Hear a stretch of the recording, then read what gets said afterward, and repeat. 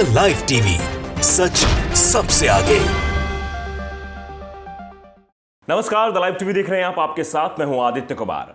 नाम बदलने की परंपरा अगर किसी ने शुरू की तो बीजेपी ने शुरू की। काम भले ही नहीं हुआ लेकिन नाम बदलता रहा। चाहे उत्तर प्रदेश में रहा हो या केंद्र में कई सारी योजनाएं रही हो, चाहे रोड रही हो या फिर स्टेडियम के नाम रहे हो। अब आपने देखा कैसे नेहरू के नाम को बदलकर अब प्रधानमंत्री म्यूजियम बनाया जा रहा है, यानी प्रधानमंत्री स्मारक बनाया जाएगा जो कभी नेहरू के नाम से जाना जाता था। ऐसा क्यों किया जा रहा है? दरअसल इसके पीछे कई सारी कहानी है, कई सारे रिएक्शंस है, वो भी हम आपको बताएंगे, कई सारी बातें हैं वो भी हम आपको बताएंगे। दरअसल नेहरू की लोकप्रियता से आज भी शायद प्रधानमंत्री को दिक्कत होती है, इसीलिए नेहरू के नाम को बदलने की कोशिशें की जा रही हैं, क्योंकि नेहरू ने जो कर दिया वो आज तक भारत देश के किसी भी प्रधानमंत्री ने करके नहीं दिखाया है और ना ही आगे कोई कर पाएगा।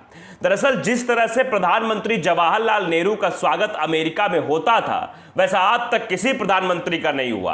प्रधानमंत्री नरेंद्र मोदी भी चाहते थे कि उनका ऐसा स्वागत हो, लेकिन आज तक नहीं हुआ। हाउडी मोदी कार्यक्रम उसी का एक हिस्सा था जो पूरा इवेंट मैनेजमेंट पर आधारित था, लेकिन वैसा कुछ नहीं हो पाया। दरअसल नेहरू म्यूजियम का नाम बदल दिया गया है, प्रधानमंत्री म्यूजियम कर दिया गया है और 14 अप्रैल 2022 को इसका उद्घाटन प्रधानमंत्री नरेंद्र मोदी करेंगे। 14 अप्रैल यानी डॉक्टर भीमराव अंबेडकर की जयंती के दिन प्रधानमंत्री इसका उद्घाटन करेंगे। इसे भारत के सभी प्रधानमंत्रियों के बारे में जागरूकता पैदा करने के लिए विकसित किया जाएगा। इस संग्रहालय में सभी प्रधानमंत्रियों के नेतृत्व, कार्यकाल और उपलब्धियों के बारे में जानकारी मिलेगी।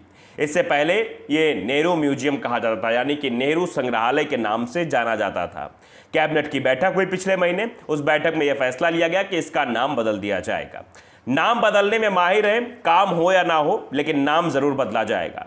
इसी को लेकर कई सारी प्रतिक्रियाएं भी हैं। सीएम बघेल भी इसको लेकर रिएक्शन उनका आया है, वो भी हम आपको बताएंगे उन्होंने क्या कुछ कहा। सीएम बघेल ने ट्वीट करते हुए कहा, गांधी नेहरू इस लोकतंत्र की आत्मा है, लोकतंत्र की आत्मा पर प्रहार किया गया है। भूपेश बघेल देखिए, बड़ा ट्वीट है उनका सामने आया है इस पूरे घटनाक्रम पर। उन्होंने लिखा कि जो खुद की लकीर को बड़ा नहीं कर पाते या बड़ी नहीं कर पाते, वो दूसरों की लकीर को मिटाने की कोशिश करते हैं, लेकिन अज्ञानतावश उनकी आत्ममुग्धता और संकीर्ण सोच इन्हें यह एहसास नहीं होने देती कि लकीर मिटाने से उनके योगदान के निशान नहीं मिटते।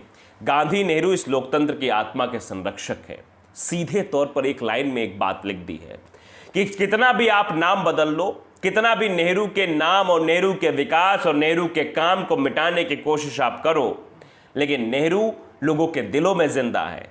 आज भी जब भी कभी जिक्र होता है भारत के प्रथम प्रधानमंत्री और स्वतंत्रता संग्रामियों में उनकी एक नाम जो आता है वो पंडित जवाहरलाल नेहरू का ही आता है। लोग सम्मान से उनका नाम लेते हैं और उनके योगदान को याद करते हैं कि उन्होंने क्या किया है। लेकिन इस तरह का काम करके कि पंडित नेहरू के नाम से बना म्यूजियम, प्रधानमंत्री म्यूजियम का नाम बदल देने से क्या पंडित जवाहरलाल नेहरू को लोग भूल जाएंगे? क्या पंडित नेहरू के आदर्शों पर चलना भूल जाएंगे? ये सब बड़ी बड़ी बातें हैं, लेकिन आप देखिए किस तरह की चीजें की जा रही हैं।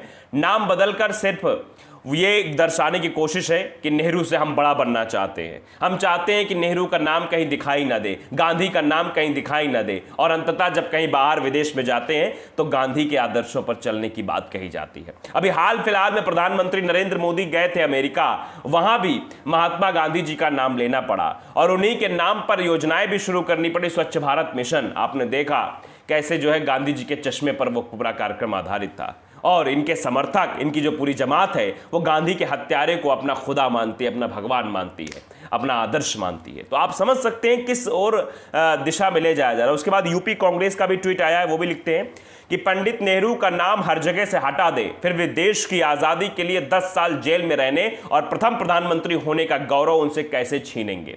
नाम बदलने जैसी हरकतें दिखाती है कि उनमें कुछ नया रचने की काबिलियत नहीं है। 8 साल से चल रहा ये प्रयास जितना बढ़ेगा उनकी बेचारगी बढ़ती जाएगी। बहुत सटीक बातें लिखी हुई है।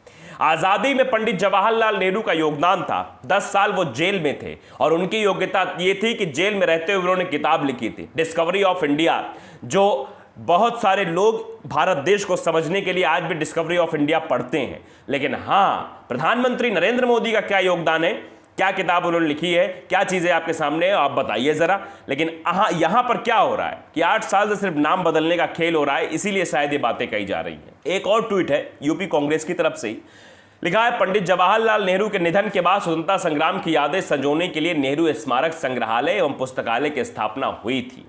मोदी जी इस संग्रहालय से पंडित नेहरू का नाम हटाने जा रहे हैं। उन्हें देश की आज़ादी के लिए लड़ने वाले स्वतंत्रता सेनानियों से इतनी चिढ़ क्यों है? यह भी अपने आप में एक बड़ा सवाल पूछा गया है कि आखिर स्वतंत्रता संग्राम सेनानियों से इतनी चिढ़ क्यों है? क्यों भारतीय जनता पार्टी के लोग गोडसे के समर्थक बन जाते हैं? क्यों भारतीय जनता पार्टी के लोग नेहरू का सम्मान नहीं करते हैं और नेहरू के बारे में उल्टी सीधी बातें करते हैं, जबकि नेहरू का योगदान सर्वोपरि रहा है। देश की आज़ादी में उनका योगदान रहा है। 10 साल जेल में उन्होंने काटे हैं। उसके बाद नई नई रणनीति बनाकर देश को विकसित करने का उन्होंने काम किया है। पंडित नेहरू के कार्यकाल को आप देखेंगे तो पंडित नेहरू ने सिर्फ इसलिए काम नहीं किया कि उनका नाम इतिहास में दर्ज हो जाए। पंडित नेहरू ने इसलिए काम किया कि आने वाला भविष्य क्या होने वाला है, ये सोचकर इस देश का निर्माण किया जाए। आप देखिए कि उनसे असहमति रखने वाले श्यामा प्रसाद मुखर्जी को भी उन्होंने अपने मंत्रिमंडल में रखा था। डॉक्टर भीमराव अंबेडकर को उन्होंने अपने मंत्रिमंडल में रखा था। यही सोच उनकी ये दर्शाती थी कि जो उनके विरोधी गुट के लोग भी थे उनको भी अपना मान के चलते थे। सदन में कभी बहस होती थी, बड़ी लंबी बहस हो जाती थी, तो बाद में सबका धन्यवाद करते थे, कहते थे अच्छी बहस की आपने। यह पंडित नेहरू की परिकल्पना थी, यह पंडित नेहरू करते थे। और कई बार इसका जिक्र भी, पंडित नेहरू का जिक्र भी कर चुके हैं पंडित अटल बिहारी वाजपेयी, जो भारतीय जनता पार्टी जिनके आदर्शों पर चलने की कोशिश कर रही, चल पा रही या नहीं चल पा रही वो अलग की बात है। पंडित अटल बिहारी वाजपेयी ने भी सदन में यह बात कही थी कि हमारी कई बार पंडित जवाहरलाल नेहरू से बहस होती थी, तीखी बहस हो जाती थी। मैंने एक बार कहा था कि आपके अंदर चर्चिल भी है, चैम्बरलेन भी है, आपके अंदर दो चरित्र दिखते हैं। तो उन्होंने इस पर नाराजगी जाहिर नहीं की। बाद में उन्होंने कहा कि बहुत अच्छी बात कही तुमने, तुम एक दिन बहुत आगे जाओगे। यह बात पंडित जवाहरलाल नेहरू ने पंडित अटल बिहारी वाजपेयी से कही थी, तो वो स्वीकारिता थी।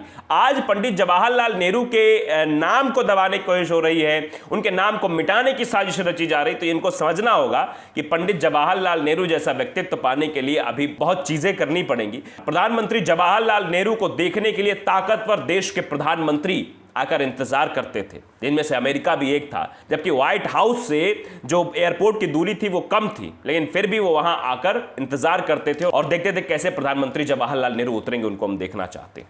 तो ये थी पंडित जवाहरलाल नेहरू की लोकप्रियता। मनीषा चौबे वो भी लिखती हैं कि नेहरू संग्रहालय का नाम बदला जाएगा, क्वेश्चन मार्क लगाया आगे। लिखती हैं, नेहरू जी को मिटाने की जितनी कोशिश होगी नेहरू जी उतने ही बड़े नजर आएंगे।